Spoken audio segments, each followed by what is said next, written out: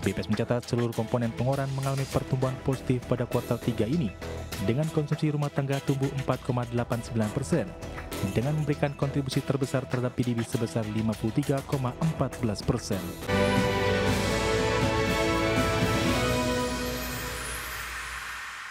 Terima kasih Anda masih bergabung sama kami. Misalnya kinerja perekonomian kuartal 3 tahun 2025 tercatat tumbuh 5,04%, naik signifikan dibanding dengan kuartal 3 tahun 2024. Iya, dalam catatan Badan Pusat Statistik, daya beli dan investasi melambat meski kontribusi keduanya mencapai 82,23% dari produk domestik bruto.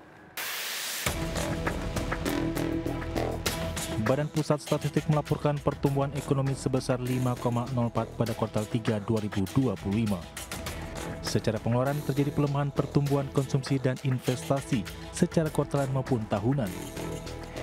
BPS mencatat seluruh komponen pengeluaran mengalami pertumbuhan positif pada kuartal 3 ini, dengan konsumsi rumah tangga tumbuh 4,89%, dengan memberikan kontribusi terbesar terhadap PDB sebesar 53,14%. Sementara itu, komponen pembentukan modal tetap bruto atau investasi tumbuh 9,91%, dengan kontribusi sebesar 29,09%. Dengan demikian, 82,23% PDB di kuartal 3 berasal dari konsumsi rumah tangga dan investasi. Selanjutnya, untuk komponen sektor konsumsi, BPS mencatat bahwa konsumsi pemerintah memberikan kontribusi sebesar 7,17%, dengan pertumbuhan sebesar 5,49%. Sementara konsumsi lembaga non-profit yang melayani rumah tangga tercatat berkontribusi 1,29%, dengan pertumbuhan sebesar 4,28%. Ekonomi Indonesia berdasarkan besaran produk domestik bruto pada triwulan 3 tahun 2025 atas dasar harga berlaku sebesar Rp6.060 triliun, kemudian atas dasar harga konstan Rp3.444,8 triliun, sehingga pertumbuhan ekonomi Indonesia pada triwulan 3 tahun 2025 bila dibandingkan dengan triwulan 3 tahun 2024 atau secara year on year tumbuh sebesar 5,04%. Bila dibandingkan dengan triwulan 2 tahun 2025 atau secara Q2Q tumbuh sebesar 1,43%. Secara C2C, perekonomian Indonesia tumbuh sebesar 5,01% sepanjang periode Januari sampai September 2025. Jika dibandingkan secara kuartalan dan tahunan, maka terjadi pelemahan pertumbuhan konsumsi rumah tangga dan investasi. Pertumbuhan konsumsi rumah tangga sebesar 4,89% pada kuartal 3 2025, lebih rendah dari kuartal 2 2025 sebesar 4,96% dan 4,91% pada kuartal 3 2024. Begitu juga pertumbuhan investasi sebesar 5,04% pada kuartal 3 2025, lebih rendah dari kuartal 3 2024 sebesar 5,15%. Kedua komponen ini tercatat berkontribusi 82,23% terhadap pembentukan PDB pada kuartal 3 2025. Dari Jakarta, Tim Liputan IT Action.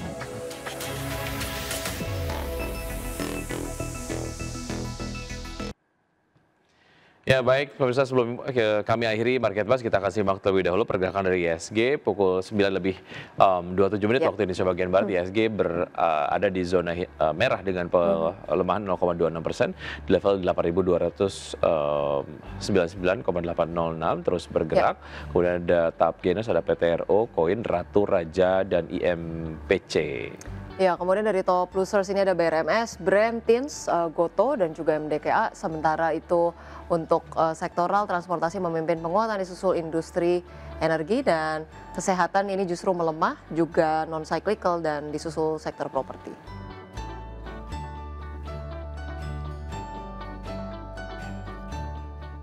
Iya, baik pemirsa, 60 menit sudah kami menemani Anda dalam Market Buzz. Semoga pembahasan hari ini dapat menjadi referensi dan sumber informasi untuk Anda. Tetap perbarui informasi Anda hanya di IDX Channel, The Trustworthy and Comprehensive Investment Reference. Dan jangan lupa untuk menyaksikan program First Session Closing yang akan tayang pukul 12.00 waktu Indonesia bagian Barat. Karena urusan masa depan harus terdepan, aku investor saham, saya Wiki Adrian. Dan saya Rosalincu, kami pamit undur diri. Terima kasih dan sampai jumpa.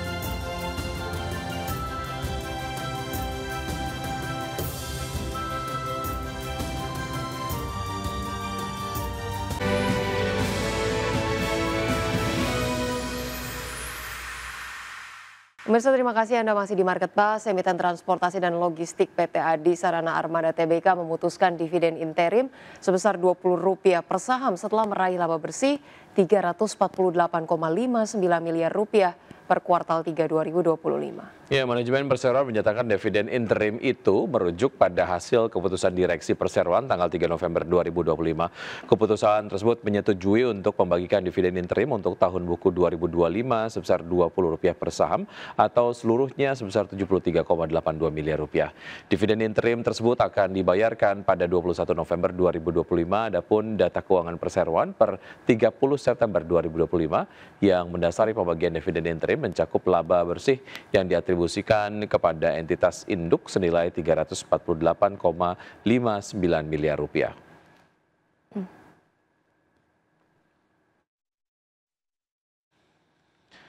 Ya, PT Semen Indonesia Persero Tbk menyatakan selain melakukan transformasi dalam pengelolaan pasar domestik, Perseroan juga terus memaksimalkan potensi pasar regional.